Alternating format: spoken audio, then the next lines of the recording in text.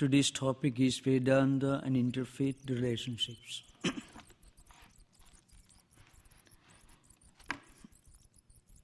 Many of the ideas that I am going to present before you must be already familiar to you, but still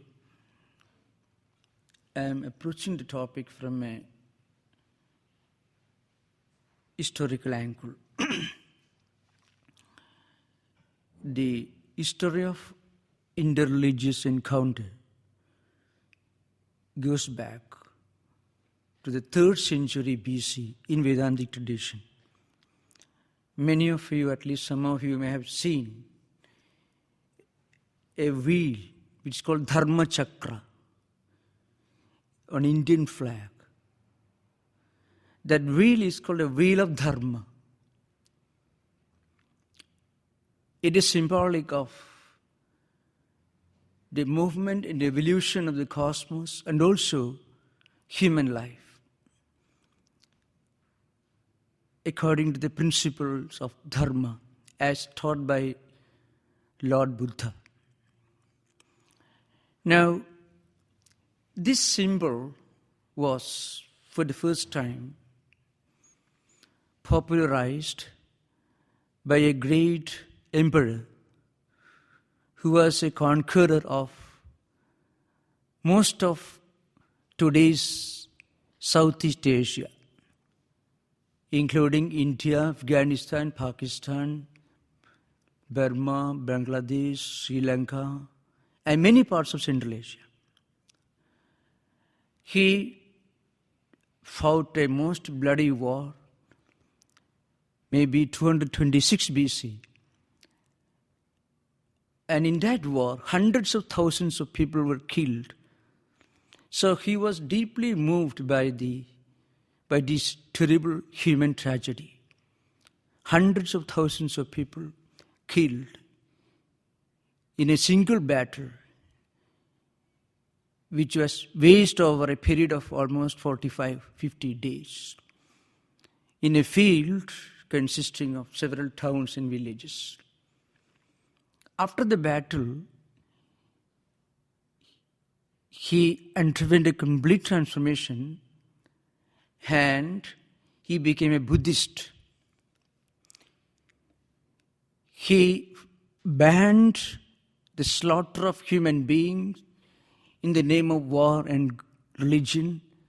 He banned the slaughter of animals. He is supposed to be the first great world leader who conceived of a veterinary hospital. He started veterinary hospitals for ailing animals. And he sent Buddhist emissaries to Macedonia, Greece, Persia, and many other states along the Mediterranean and Central Asia, all the way up to Japan, Korea, China, Cambodia, Thailand, and so on. His name was Emperor Ashoka. And a great British historian, Arnold Toynbee, who is supposed to be the greatest historian of 20th century, who elevated history to the status of metaphysics and philosophy. He was the first historian who conceived the idea of a deeper underlying message behind the events in the history of human civilization. He says every event is emerging as a response to an already existing challenge. So he was supposed to be the greatest historian of 20th century. And according to him, this Lord Ashoka, Emperor Ashoka, was the greatest monarch that human civilization has ever known. From a conqueror, he became a prophet of non-violence, and perhaps he was one of the greatest influences in the molding of Mahatma Gandhi's philosophy of non-violence and also his personal life. He was the first historical figure who conceived the idea of inter-religious encounter. But in his concept of inter-religious relationship, there existed only a few of today's well-known religions, only Buddhism, Hinduism, and Jaina religious tradition, because Christianity and Islam did not exist. Judaism had not yet come to Asia at that time. The second attempt to build bridges between different religious traditions was attempted by another emperor who was practically a liberated Muslim. His name was Akbar. So Ashoka is called Ashoka the Great, and Akbar also was known as Akbar the Great according to historians. He conceived the idea of an artificial religion, a kind of elitism, borrowing ideas from different existing world religions, Hinduism, Islam, Judaism, Christianity, because he lived in 16th century and Christian missionaries were already active on the Goan coast, and he was himself a Muslim, liberated Muslim by faith, a broad-minded Muslim, and he was already acquainted with the teachings of Judaism and Christianity, along, of course, besides Hindu religion. But his idea of a world religion was some kind of an artificial elliptical process, borrowing ideas from different religious traditions and forming a kind of universal religion which is in perfect harmony with all the existing faith systems and which goes beyond the limitations of the existing religious traditions. But because of its artificial nature, it was not very popular and it practically vanished along with the emperor himself.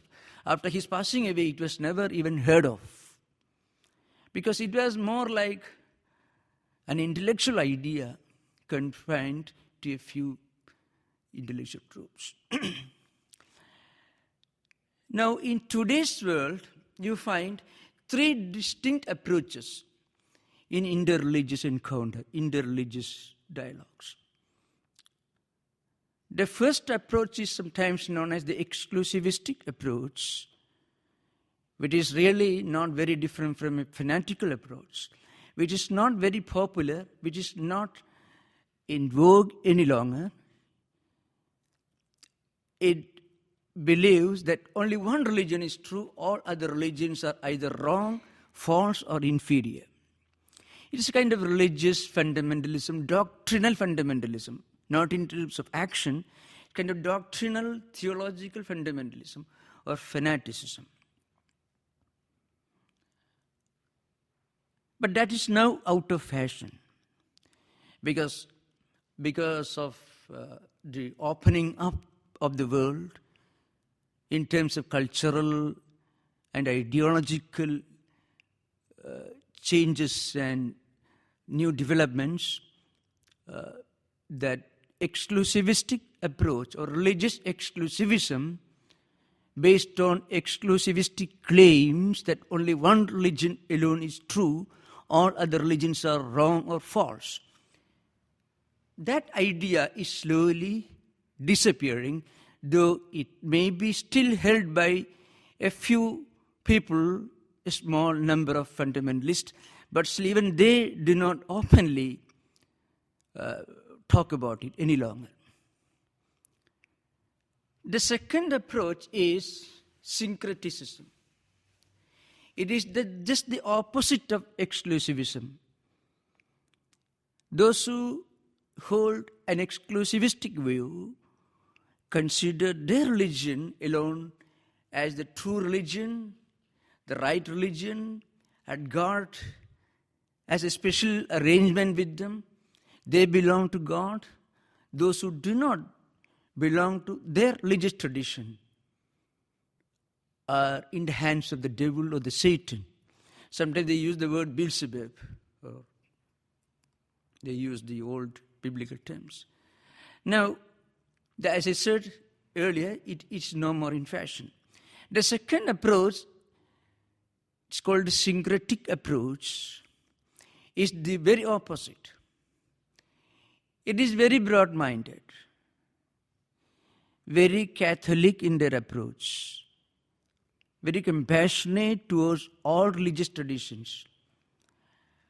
But what they miss is the uniqueness of individual religious traditions. They try to put together in a very superficial way the teachings of different religious traditions, and they try to explain the religious doctrines of another religion in terms of their own religious tradition. I can give several examples. You can find this, in fact, one of the pioneers of Indian Christology was the great Brahma Samaj leader who underwent a complete transformation in spiritual life when he came in contact with Sri Ramakrishna. His name was Kesava Chandra Sen, one of the most prominent social reformers of 19th century in India. He tried to explain many of the teachings of Jesus Christ in a very superficial way in terms of the religious doctrines and ideas of his own faith system, namely Hinduism. He was born a Hindu. For example, he would say, kingdom of God is within you. It is nothing but a proclamation of Advaita or non-dualism. It is a typical example for syncretic approach, where without really understanding the phenomenology, the cultural and anthropological and social uniqueness and specific characteristics of other religious traditions, you try to interpret all other religious traditions in terms of the vocabulary used in your own religious theology. But that attempt is very superficial, but people who hold fast to this view are never fundamentalists or fanatics. They are very broad-minded. They have a great regard, a great respect for all religious traditions, not because they understand them, but because they start the interpretation with a strong belief that all religions are equally true without either spiritually experiencing the uniqueness or the unity, as Sri Ramakrishna did, or making a thorough systematic study of different religious traditions.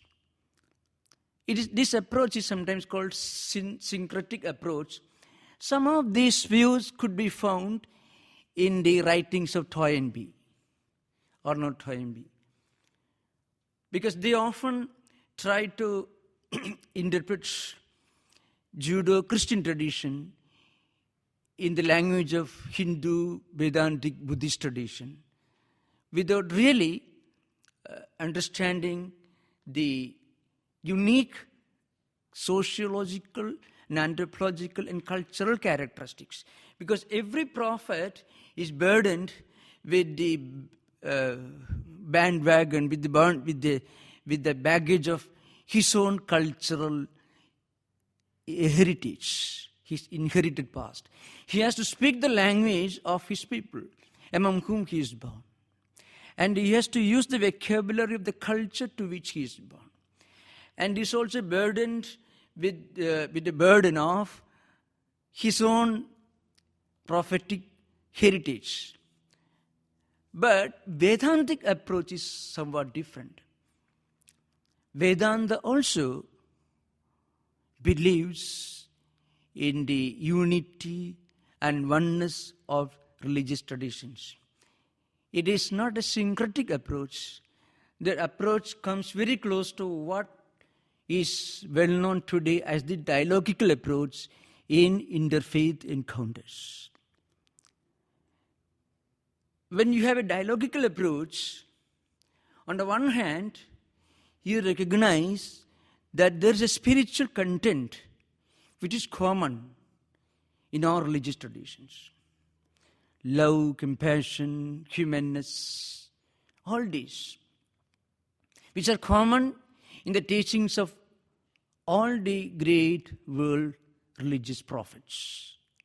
These are very common, which we normally call spirituality, which according to Swami Vivekananda constitute the essence of spirituality. Humanism, humanistic ideas, compassion, love, peace, non-violence, restraint, renunciation, all these highly refined humanistic ideas and values. These are very common in all religious traditions, which constitute the very essence of the spiritual culture of all religious traditions. Now, Vedanta, according to Vedanta, this spiritual element is the one unifying factor, is the one common factor found in all religious traditions. And this is found not only in those religious traditions which affirm a creator God. This spiritual element is sometimes very prominently found in religious traditions like Buddhism and even Jainism, which do not affirm the existence of a personal creator God. But they all believe in humanism, universal approach, broad-mindedness, kindness, compassion, and all these values. Now, the essence of Vedantic approach in interreligious relationships is this spiritual content, which Swami Vivekananda called the essence of universal religion. Because when you believe in this spiritual content, you cannot look upon any religion with less respect than you look upon your own religion. This idea of dialogical approach in Western world became well known among the intellectuals thanks to the work of Max Muller, who published a number of volumes with the title Sacred Books of the East. That's one of the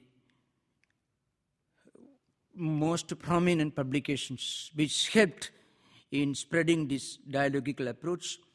And also the work of the great French Indologists, French and German Indologists, who translated many of the Upanishads into English or German languages or French languages.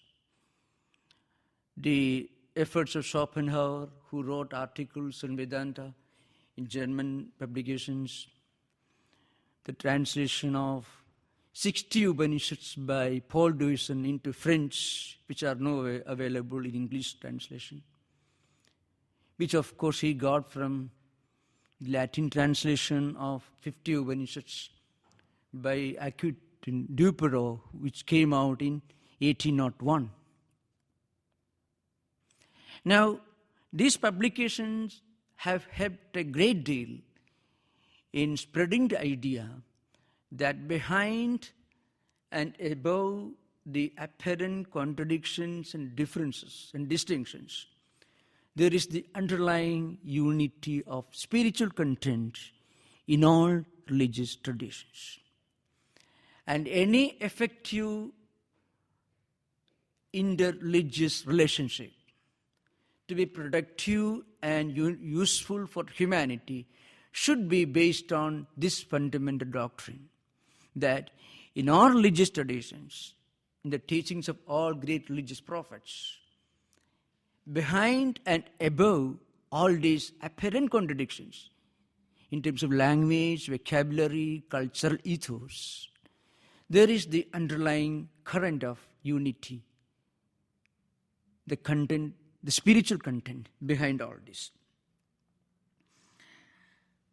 Another important contribution was made by Dr. Radhakrishnan, who was this paradigm professor at Oxford, who delivered a series of lectures which is now known in book form. It's called Eastern Religion and Western Thought, which is one of the landmark works in comparative religion and comparative philosophy. Especially in comparative religion, it is one of the most prominent, unavoidable landmark work. Series of lectures by Dr. Radhakrishnan, who was the President of India, who was the paradigm professor at Oxford. And he was the one who gave a new vitality to the chair of comparative religion in Oxford. But more than any of these, one great contribution to the idea of the spiritual content universally present in all religious traditions, well, it came from Swami Vivekananda, who came in 1893 to this country to attend the Parliament of Religion, which was held as a part of the 400th anniversary of the discovery of America by Columbus, as part of Columbian Exposition. Swami Vivekananda's contribution goes far beyond the contributions of Max Muller, Schopenhauer, Wiener Nietzsche, Deweyson, or even Dr. Radhakrishnan, because Swami Vivekananda did not preach just as an academic. He did not just translate a few books. He came to this country with a living torch of his own experience, of whatever he taught. To be very frank with you, from an historical point of view, the idea of dialogical approach in Western world begins with Swami Vivekananda. In fact, the Parliament of Religion was not conceived to project the dialogical approach, but it just happened to be a landmark event, because it was in that Parliament that the world first heard the idea that religions need not fight among themselves. God doesn't demand humanity to fight on his behalf. God is not somebody who creates this world and gives one installment of spiritual wisdom to one group of people in one region, in one culture, and another installment after several centuries to another group of people, and expect all of them to fight among themselves on his behalf, in the name of God and on behalf of religion. It was Swami Vivekananda who first brought this idea of the common human heritage of spirituality. So he said, for example, he makes this one of his most well-known statements: a Hindu need not become a Christian need not become a Hindu, or a Jew or a Muslim need not become a Christian, or vice versa. Everyone can reach his own or her own spiritual destiny, spiritual goal, by holding fast to his own true faith. And Vivekananda said that if you can understand this message of Vedanta, a Hindu can understand the true essence of his own religious tradition. A Christian will be able to understand more clearly the true spiritual teachings of Jesus himself. And similarly, a Buddhist will be able to understand the true essence of the spiritual teachings of Buddha. So, this dialogical approach, the Vedantic approach, not only gives you the idea of a universal religion, but it also opens our heart to the truths of our own religious tradition, the spiritual essence of our own religious tradition, no matter whatever it may be. Because it tells, in essence, it tells that existence is one, creation is one, humanity is one, and God is not a person who arbitrarily creates his world and demands worship from his created beings, but God is the divine inner content present as the immanent reality in all beings. And the true goal of religion is to manifest this divinity within, not by looking outward, but turning our eyes inward. Because when we turn our eyes inward, we realize the spiritual essence within us all. And then we realize the truth that same immanent reality is also the all-pervading reality present everywhere. So on the one hand, it gives us an idea of our own true nature, that we are not these psychophysical mechanisms, we are the divine Atman within. On the other hand, it also makes us more broad-minded and more humane.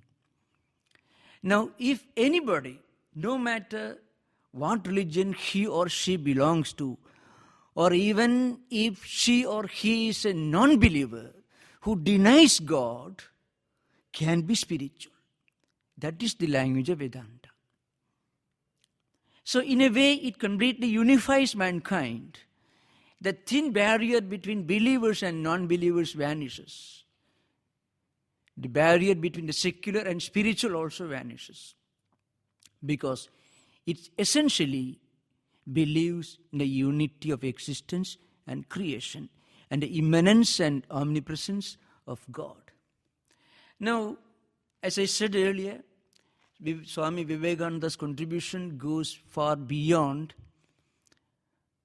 the works of Max Muller, who was responsible for editing the sacred books of the East, or even Schopenhauer, who wrote articles on Vedantic themes in German publications after reading the Latin translation by Duperreau, or even Dr. Radhakrishnan, who spoke about the same theme in Oxford, whose lectures are now available in book form as Eastern Religion and Western Thought.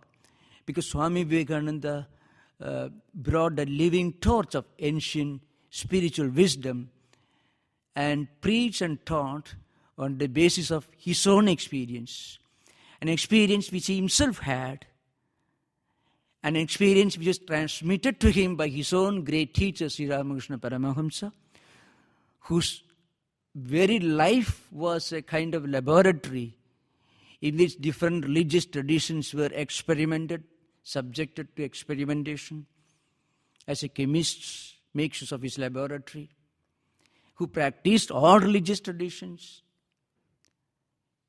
and who ultimately discovered, maybe discovered is not the right term, realized the basic spiritual oneness and unity of all religions.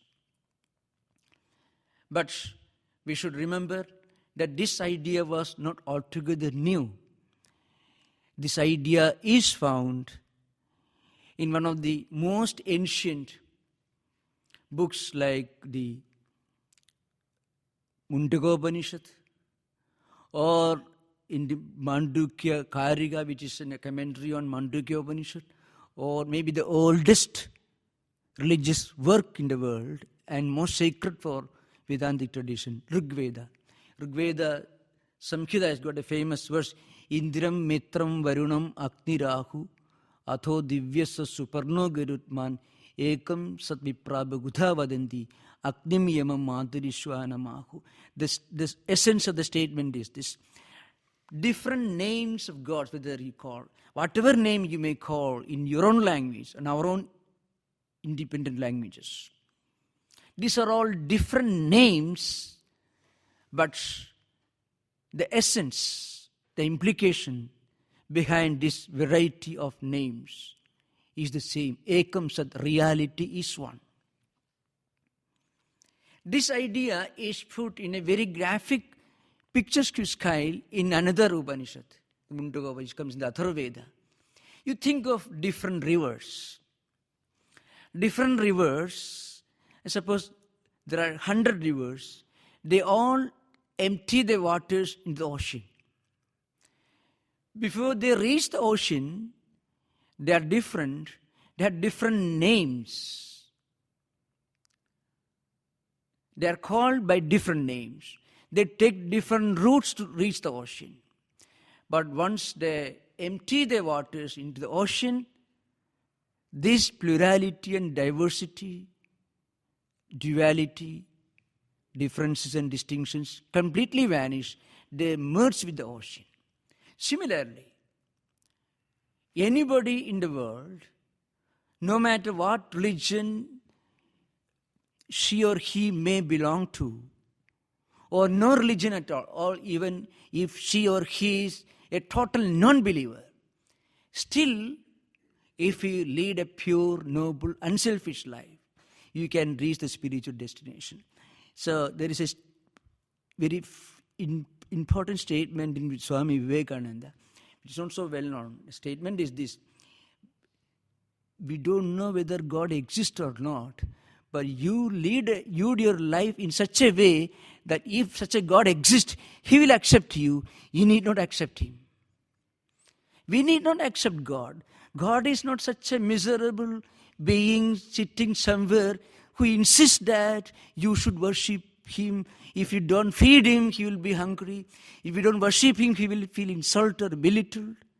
God is not such a small thing. So that Swamiji says, whether God exists or not, our duty is to live our life in such a way that if God really exists, He will accept us, whether we accept Him or not.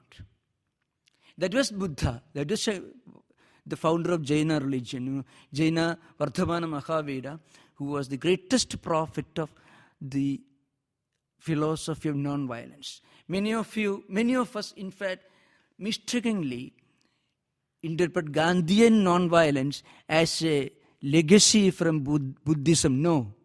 Gandhiji got his idea of non-violence not from Buddhist tradition.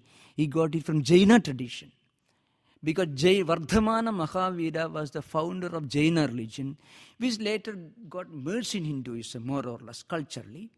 He was an elder contemporary of Buddha who was 25 years senior to Buddha in age. He was also born a prince. He was a prince of Vaishali.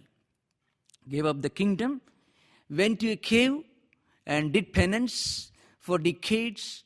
And his central theme was non-violence. You should not hurt even a fly or an insect. That is the dictum. So Gandhiji got this idea of non-violence from this Jaina religion. They did not believe in God. They did not affirm the faith in a creator God. So also Buddha did not. But they are great spiritual personalities. Because they lived in such a way that if God really exists, He can't help recognizing them. Now, another well-known source where this idea of dialogical approach in interfaith relationship comes in a famous book. The book is, it's known as Mandukya Kariga. It is a commentary in metrical form on one of the smaller Upanishads, Mandukya Upanishad. I shall say, the verse is this: So siddhanta vivasthasu dvaitino nischida dridham parasparam viruddhyante taihi ayam na viruddhi. This is the verse.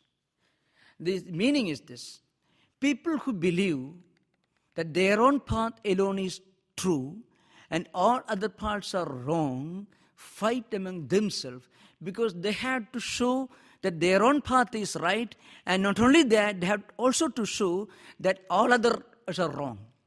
So they fight among themselves. But Vedanta has no quarrel with anyone. Because even these people who fight among themselves are not different, not alien.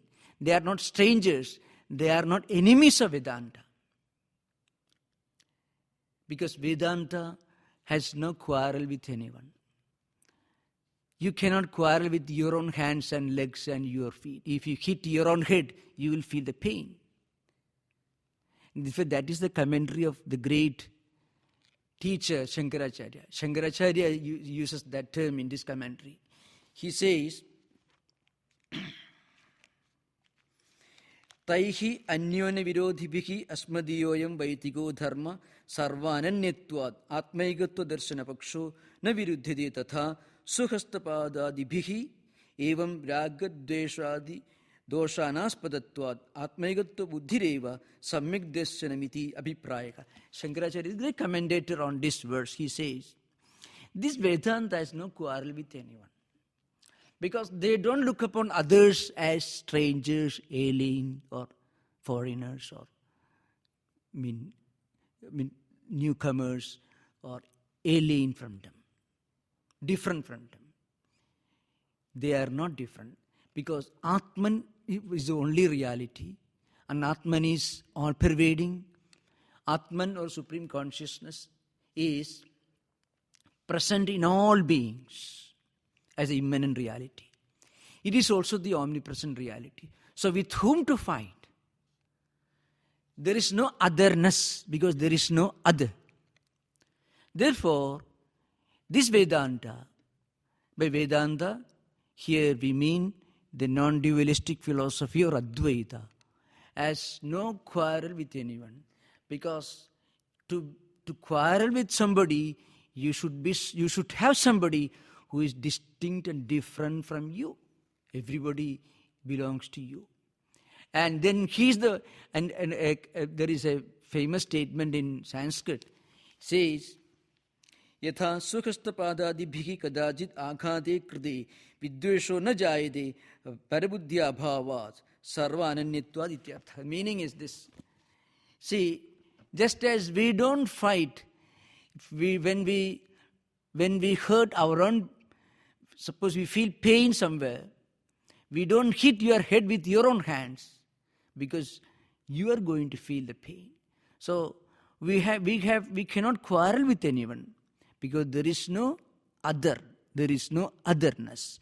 This unity, this idea of universal oneness is the essence of what we now understand by the dialogical approach in interfaith relationship. Because it, on the one hand, listens with respect to others' views and not just tolerates but accepts others' views with the same respect with which we look upon our own opinions and views. At the same time, it doesn't just superficially interpret things in our own vocabulary. I gave the example earlier. It's called a syncretic approach. People without an insight into the spiritual content present in all religious traditions superficially interpret different religions in the same manner. It's a kind of interpretation. It's not experience or realization. They even overlook differences in terms of anthropological or sociological, cultural, linguistic terms, because every religion is different from every other religion. If you interpret in the light of secondary details means, for example, a prophet or religion may emerge in a particular geography, in a particular geographical area. And that prophet and also the people among whom he is born may belong to one particular cultural tradition, speaking one language, a set of customs and habits. Similarly, another religious prophet may be born elsewhere, in a totally different place, in a totally different cultural surrounding. So their customs and habits and language, all this will be different. These secondary details we have to admit. These are secondary details.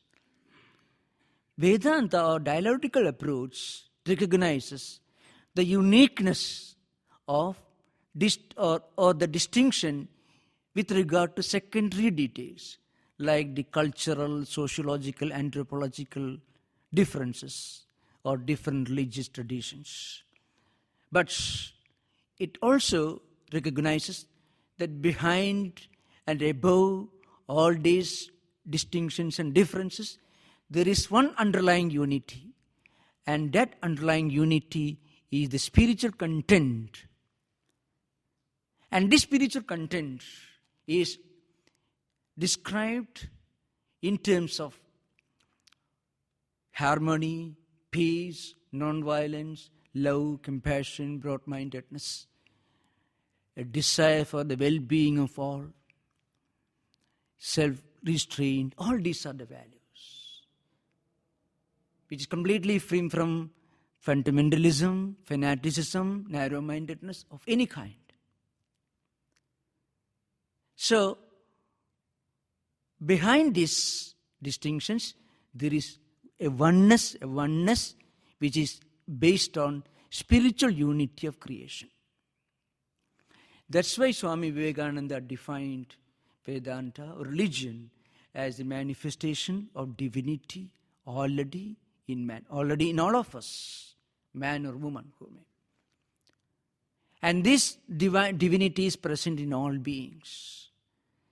When we recognize that, we can go beyond mechanical practices and mechanical rituals.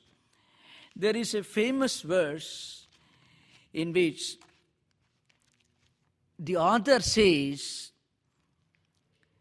external practices, too many external practices, mechanical practices, do not constitute the essence of spirituality. So there are people who are very particular that on a particular day we must observe one ritual. There is nothing wrong in observing those rituals. But Vedanta says that is not the end of spirituality, spiritual life. These things are extremely helpful.